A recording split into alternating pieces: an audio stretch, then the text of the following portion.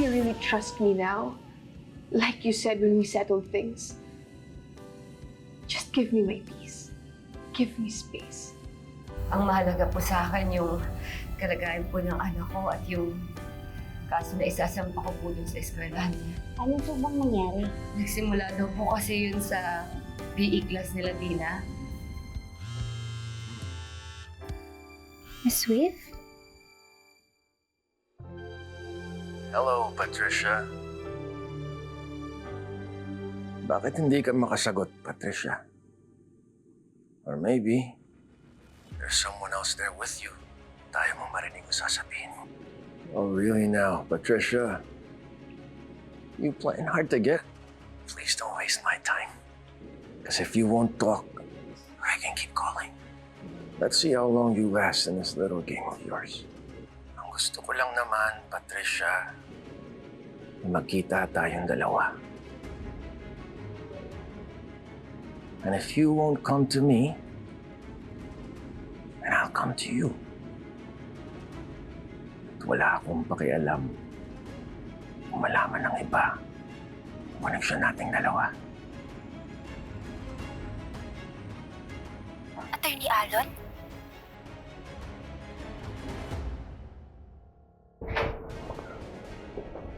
Trixie, ano ginagawa mo?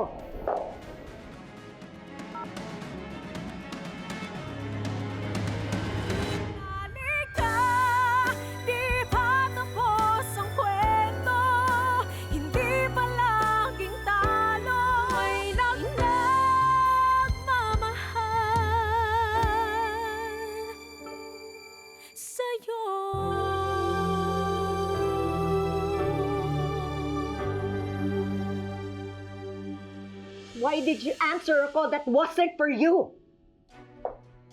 Anong sabi ni Miss Wade? Come on, answer me!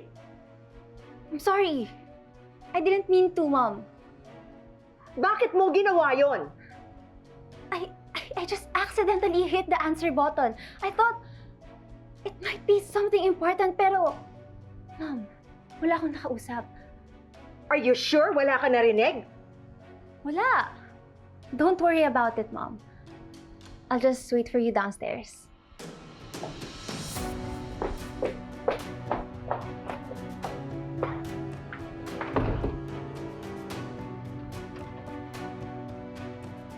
Gunggong na yun, bakit kasi tumawag pa?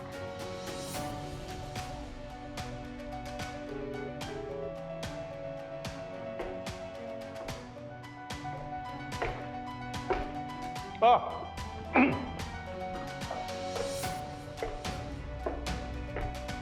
Ano na? Nasabi mo na ba sa mami mo? Lalabas natin ang ate Lilet mo tomorrow? Sorry, Dad. Hindi ko pa po nasabi. Bakit? Mainit ba ulo? No. May kausap lang po siya sa phone. Okay. Huwag ka magalala. Ako nang bahala sa mami mo. Ako nang magsasabi sa kanya.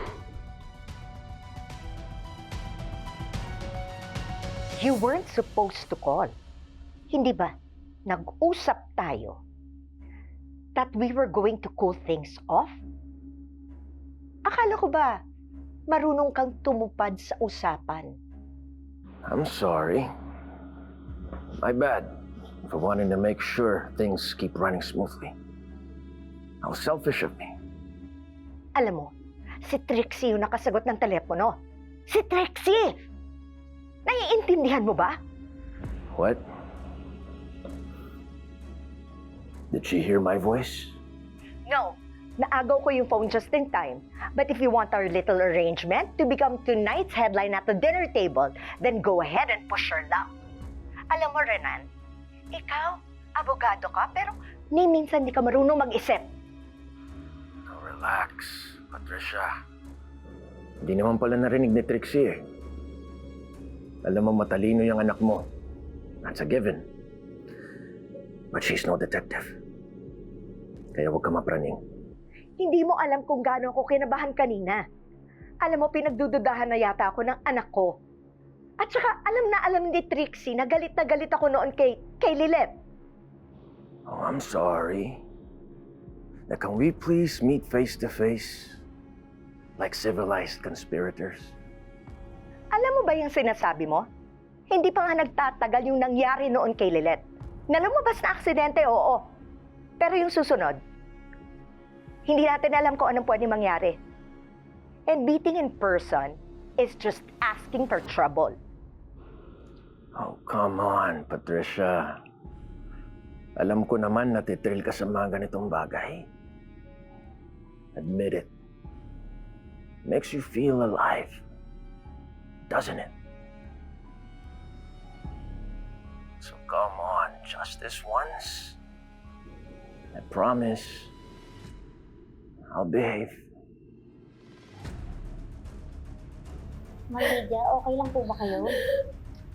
Mabuti pa ikuha ko na po siya ng tubig. Aling Lydia, kaya niyo pa po bang ituloy ang inyong kwento? Kailangan lang po kasi talaga namin ng detalye para po alam namin kung anong gagawin. Iwan po muna kayo. Pasensya na po kayo. Nag-aalala lang po ako sa kalagayan ng anak ko. Pagkatapos po ng PA class, sinamahan na raw sila ni Teacher Sandra sa kantin para kumain.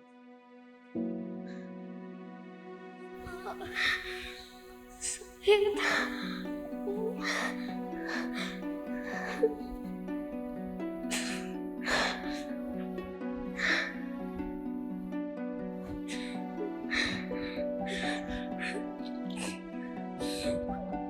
Ang sakit ng tiyan ko!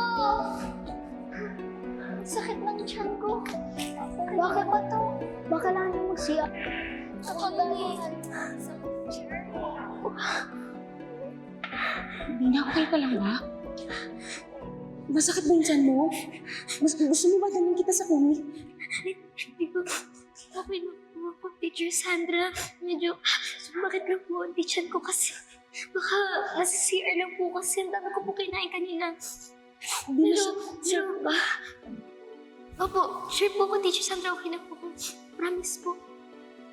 Sige, i-check ko yung mga classmates mo ha. Sige po.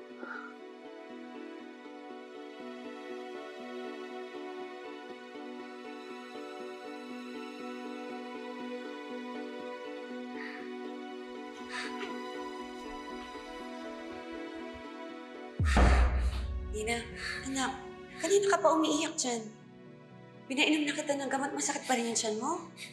Nay, parang mas lalong sumakit po yung tiyan ko eh.